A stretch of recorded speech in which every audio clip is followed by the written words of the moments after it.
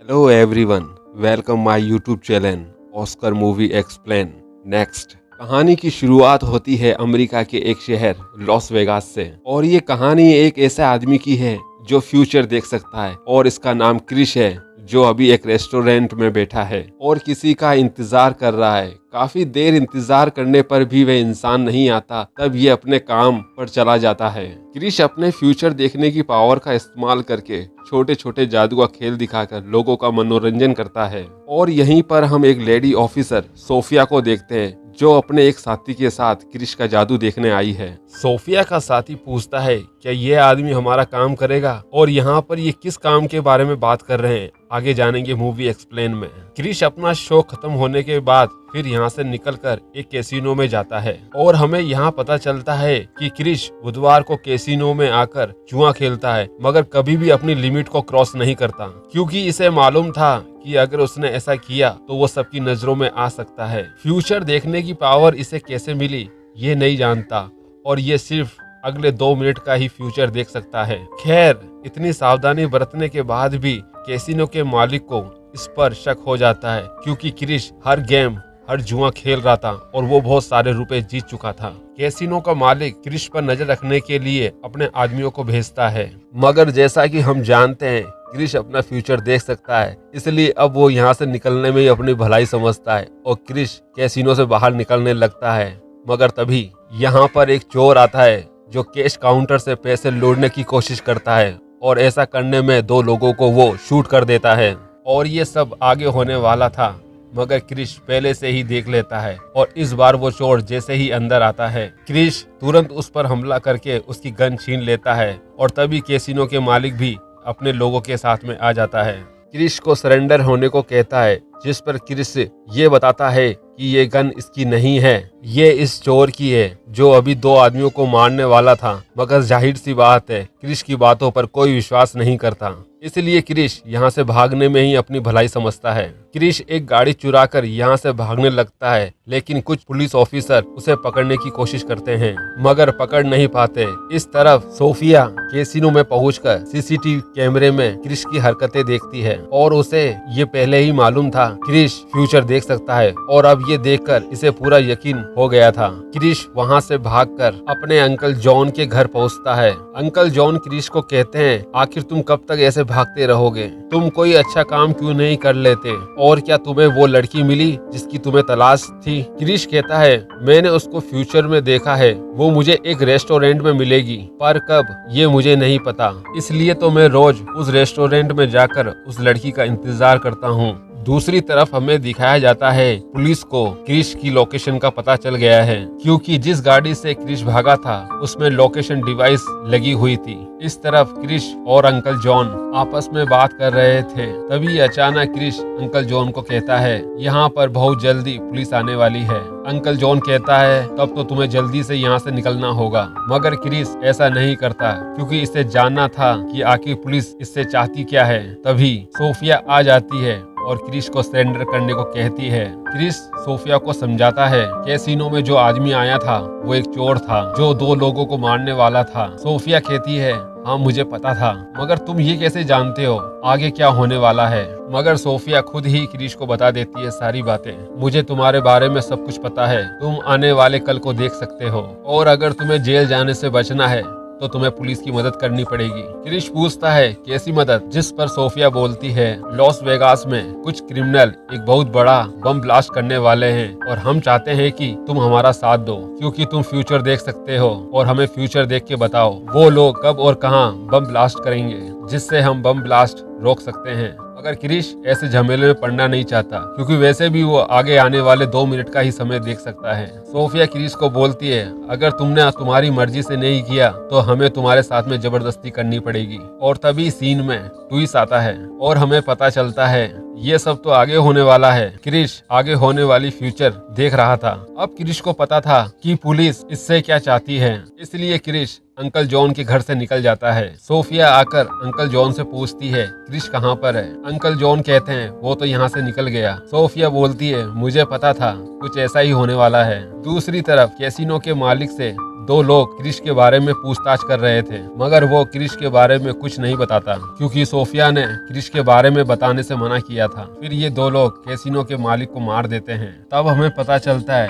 ये वही क्रिमिनल हैं जो बम ब्लास्ट करेंगे। अगले दिन क्रिश फिर उसी रेस्टोरेंट में जाकर उस लड़की का इंतजार करने लगता है जिसे क्रिश अपने फ्यूचर में देखता है, और तभी उसी लड़की की एंट्री होती है और उस लड़की का नाम है मारिया। अब क्रिश उस लड़की से बात करने के लिए बार बार समय में आगे जाकर उससे बात करने की कोशिश करता है, मगर हर बार कुछ गड़बड़ हो जाती है। तभी मारिया का बॉयफ्रेंड आ जाता है और वो मारिया को परेशान करता है, जिस पर क्रिश बीच में आकर झगड़ा खत्म करने की कोशिश करता है, मगर उल्टा इसी को चोट लग जाती है। जिसके बाद क्रिश और मारिया में बातचीत शुरू होती है। यहाँ पर क्रिश बार बार अपनी पावर का इस्तेमाल करके पहले ही जान जाता था मारिया उससे आगे क्या कहने वाली है। अगर कुछ गड़बड़ होती तो क्रिश उससे सुधार लेता। मारिया क्रिश को कहती है मैं दूसरे शहर जा रही हूँ, और क्रिश भी मारिया को झूठ बोलता है हाँ मुझे भी वहीं जाना है। फिर क्या था, ये दोनों एक साथ यहाँ से जाने के लिए निकल पड़ते हैं, और दूसरी तरफ सोफिया क्रिश को ढूंढते ढूंढते रेस्टोरेंट आ जाती है और क्रिश के बारे में पूछताछ करती है, और सोफिया को मालूम चल जाता है क्रिश कहाँ जा रहा है। फिर हमें अगले सीन के अंदर दिखाया जाता है इस मूवी के मेन विलेन को, जो इस शहर के अंदर बम ला चुका है और इसे सही जगह पर ब्लास्ट करने का प्लान बना रहा है। यहाँ पर हमें यह भी पता चलता है कि ये लोग भी क्रिश के बारे में जानते हैं, वह आने वाला कल देख सकता है, जिस पर इनका लीडर कहता है ये सब बेकार की बातें हैं, वो सिर्फ एक छोटा सा जादूगर है। जिस पर दूसरा आदमी कहता है अगर ऐसा है तो पुलिस हमें ढूंढने की वजह से क्रिश को क्यों ढूंढ रही है, और हम इस मिशन में किसी भी तरह का रिस्क नहीं ले सकते क्योंकि इस मिशन को अंजाम देने के लिए हम पिछले 2 साल से मेहनत कर रहे हैं, इसलिए हमें जल्द से जल्द क्रिश को ढूंढकर उसको मारना होगा। दूसरी तरफ क्रिश और मारिया उस जगह पर पहुंच जाते हैं जहां इन्हें आना था। मारिया अक्सर यहां आया करती थी। दूसरी तरफ क्रिमिनल और पुलिस क्रिश को पकड़ने के लिए यहां पर आ रहे थे, और कुछ देर बाद सोफिया यहां पहुंच जाती है और मारिया को अपनी कार में बैठाकर क्रिश के बारे में सब कुछ बता देती है, और साथ में ये भी कहती है उसका दिमागी संतुलन ठीक नहीं है,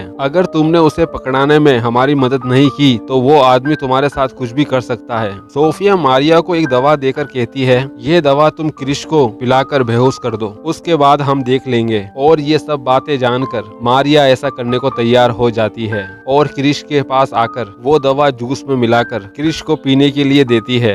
जैसे ही क्रिश जूस पीने वाला था तभी मारिया को एहसास होता है कहीं सोफिया की बात झूठ हुई तो क्या होगा, इसलिए मारिया क्रिश को जूस पीने से रोक देती है और सारी बात क्रिश को बताती है जो सोफिया ने मारिया को बताई थी क्रिश के बारे में। क्रिश कहता है ये सब सच है, मैं फ्यूचर देख सकता हूँ आने वाले समय का, मगर पता नहीं कैसे मैं 2 मिनट के आगे का फ्यूचर भी देख सकता हूँ, तुम्हारे साथ होता हूँ जब। मगर मारिया क्रिश की बातों पर भरोसा नहीं करती। क्रिश टीवी पर चल रहे प्रोग्राम के डायलॉग पहले ही बोलकर मारिया को यकीन दिला देता है, और ये सब जानकर मारिया को गुस्सा आता है क्योंकि उसने अपनी पावर का इस्तेमाल करके मारिया से दोस्ती की, मगर क्रिश के समझाने पर मारिया मान जाती है। इसके बाद क्रिश यहाँ से भागने का प्लान बनाता है। दूसरी तरफ सोफिया को समझ में आ जाता है मारिया ने उसका काम नहीं किया, और क्रिश को पकड़ने के लिए उसके पीछे भागते हैं, और कुछ देर में बम ब्लास्ट करने वाले विलन भी यहाँ पर आ जाते हैं जो क्रिश को मारना चाहते हैं। सोफिया क्रिश को पकड़ लेती है। सोफिया क्रिश को बोलती है हमें बताओ वो क्रिमिनल कहाँ पर बम ब्लास्ट करने वाले हैं ताकि लाखों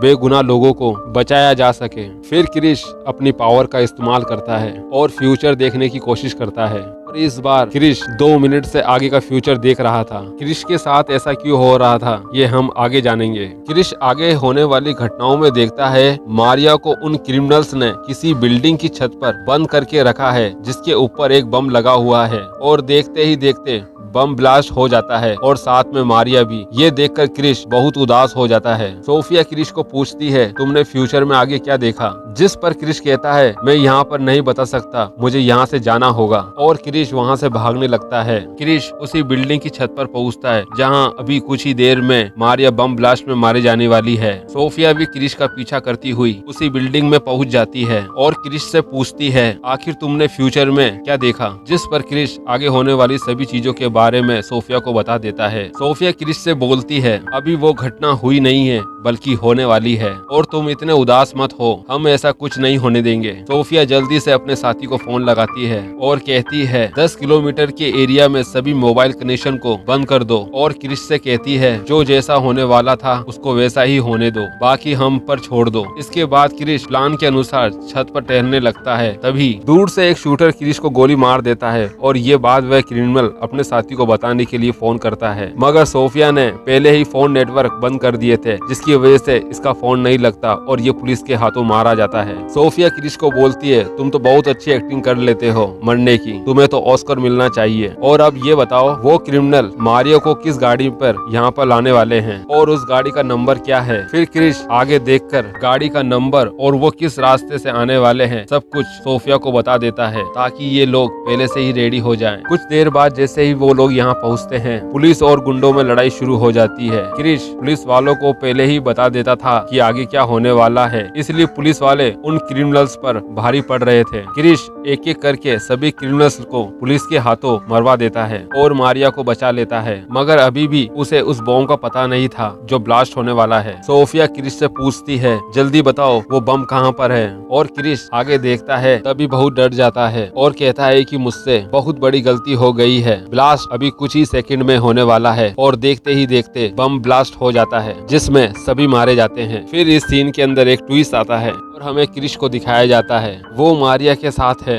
इसका मतलब यहाँ से आगे जो भी हुआ ये सब फ्यूचर में होने वाला था। जैसा कि हम जानते हैं क्रिश जब भी मारिया के साथ होता है तब ये 2 मिनट के आगे का फ्यूचर देख सकता है। अब क्रिश को पता था कि आगे क्या होने वाला है। क्रिश जल्दी से सोफिया को फोन लगाता है जो इसको अभी पकड़ने के लिए यहाँ आने वाली थी। क्रिश कहता है ये इनकी मदद करने के लिए तैयार है, मगर इन सब में मारिया को दूर रखना होगा। सोफिया कहती है जैसा तुम चाहो। इसके बाद क्रिश मारिया से कहता है मुझे एक जरूरी काम से जाना होगा, मैं जल्दी ही वापस आऊंगा। फिर क्रिश मिशन बम ब्लास्ट को रोकने के लिए यहाँ से निकल जाता है और इसी के साथ ये शानदार मूवी एंड हो जाती है। जय हिंद, वंदे मातरम।